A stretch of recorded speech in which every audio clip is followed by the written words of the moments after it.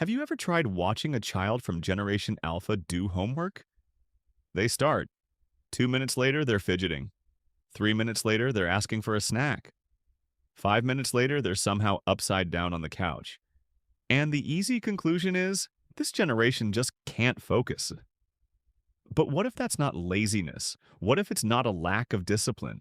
What if it's something much deeper, something neurological? Because here's the uncomfortable truth. Generation Alpha is not just growing up with technology, they are growing up inside it. And when you grow up inside something, your brain doesn't just use it, your brain adapts to it. Let's slow this down. Your brain is a prediction machine. It constantly asks what happens next. And in the digital world, what happens next is almost always fast, colorful, emotional, and rewarding. Swipe, new video, scroll, new image, tap, instant response. Every action leads to novelty, and novelty releases dopamine. Now, dopamine isn't just about pleasure, it's about anticipation. It's your brain saying, something interesting might happen. And when that something interesting arrives every few seconds, your brain gets trained to expect that rhythm. So imagine being 3 years old and learning that rhythm before you even learn how to tie your shoes. Generation Alpha's brains are being calibrated to high-speed stimulation. That doesn't mean they are incapable of focus. It means their baseline for stimulation is different. Think about it like music. If you grow up listening to fast-paced electronic music, silence can feel uncomfortable. Slow classical music might feel boring at first, not because it lacks beauty, but because your nervous system is tuned to a different tempo. That's what's happening here. Their brains are tuned to a faster tempo. And there's another layer. Attention isn't one single skill. It's multiple systems working together. There's sustained attention, the ability to stay with something for a long time. There's selective attention, the ability to filter distractions. And there's divided attention, the ability to juggle multiple inputs. Interestingly, Generation Alpha may actually be developing strong divided and selective attention. They can navigate apps intuitively. They can switch tasks quickly. They can absorb visual information at lightning speed. They process digital environments like second nature. But sustained attention, the slow, deep, uninterrupted focus, requires practice in boredom. And boredom has almost disappeared. Boredom used to be a normal part of childhood. Long car rides staring out the window, waiting rooms with nothing to do, afternoons where you just existed. And inside that boredom, something powerful happened. The mind wandered. Imagination kicked in. Internal narratives formed. Now boredom lasts about 3 seconds before a device appears. And when boredom disappears, the brain loses an opportunity to build endurance.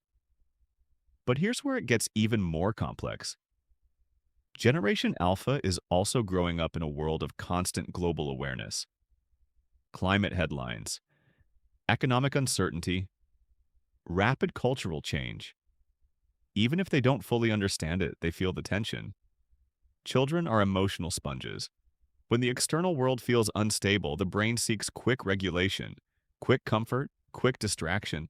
Hawk's screens provide that instantly. So what looks like short attention might sometimes be emotional self-soothing. Your nervous system doesn't care about morality, it cares about safety. And then there's the algorithm.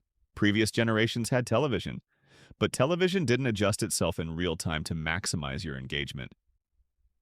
Today's platforms are designed to learn from your behavior.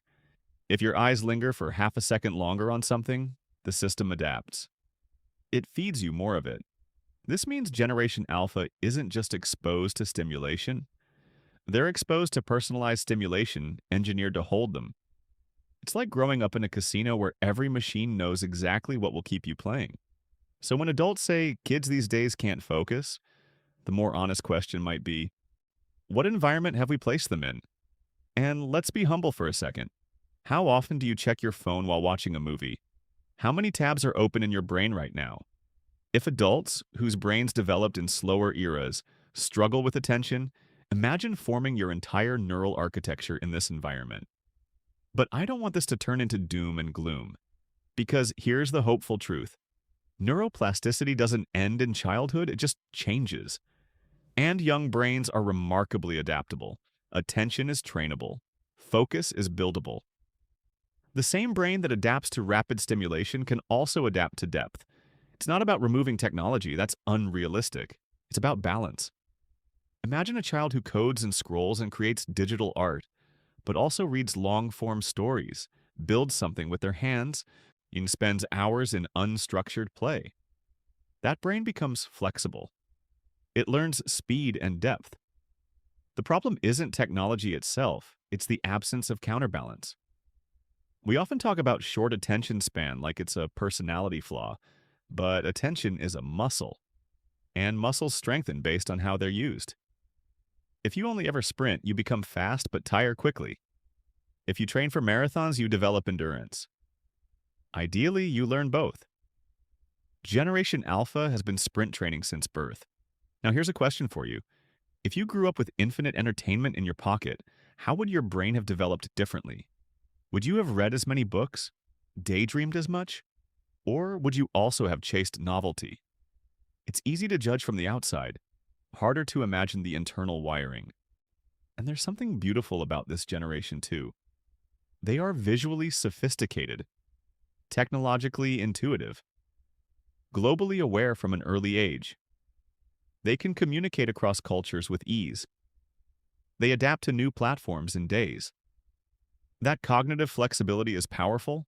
The risk isn't that they are incapable. The risk is that depth becomes rare. But depth can be cultivated intentionally. Moments of device-free conversation, creative boredom, long storytelling, slow hobbies, even something as simple as finishing one task before switching to another, trains the brain differently. And if you're part of Generation Alpha or growing up in this digital storm, here's something important. Your brain is not broken. It's responsive. It learned what your environment taught it. And the moment you become aware of that, you gain power. Now try noticing your impulses. The urge to switch. The itch to check. Pause. Not in a dramatic way. Just for a few seconds. That pause is where attention grows. Generation Alpha is not the ruined generation. They are the first fully algorithm-shaped generation. That's new territory. Of course there will be growing pains. Every generation adapts to its tools. The printing press changed cognition.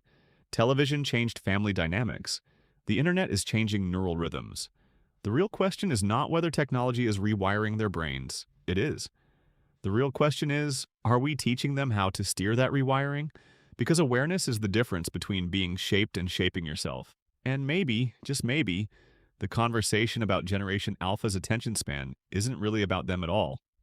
It's about all of us learning to protect our focus in a world that profits from fragmenting it. If this made you rethink what short attention span really means, I'd love to know your thoughts. Do you see these patterns in kids around you, or even in yourself? Because understanding the brain isn't about blame, it's about choice. And attention, in this century, might be the most valuable skill we can consciously develop.